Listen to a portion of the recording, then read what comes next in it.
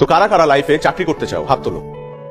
বাহ, অলমোস্ট সবাই হাত তুলেছে, শুধুমাত্র তুমি তুমি আর তোমরা তিনজন বাদে, রাইট? ওকে, হাত নামাতে পারো। তোমরা তিনজন চাকরি না করে কি করতে চাও? বিজনেস।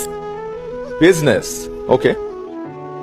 তাহলে বাকিদেরকে একটা সাজেশন দেই, তোমরা আজকেই তোমাদের সিভি গুলো এই তিনজনকে দিয়ে রাখবে, কারণ একটা সময় এই তিনজনের কাছেই তোমাদের যেতে হবে চাকরির জন্য। দেখো, একটা দেশে সবাই যদি চাকরির পেছনে ছোটে, কেউ যদি ব্যবসা না করে, তাহলে তারা চাকরিটা করবে কোথায়? তাদেরকে চাকরিটা দেবে কে? সরকারের পক্ষে তো সবাইকে সরকারি চাকরি দেওয়া পসিবল না, তাই না?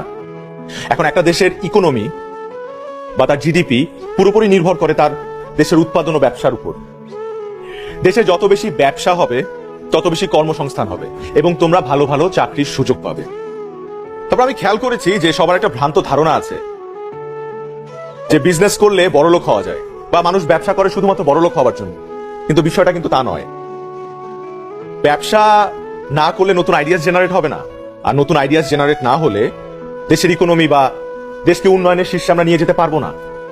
তো এই কারণে বলছি যে সবাই চাকরি চাকরি করো না, মাথা থেকে ভূত ছেড়ে ফেলো, উদ্যোক্তা হও, বি অ্যান এন্টারপ্রেনার। সেখানে দেখবে যে তোমার সম্ভাবনা সীমাহীন।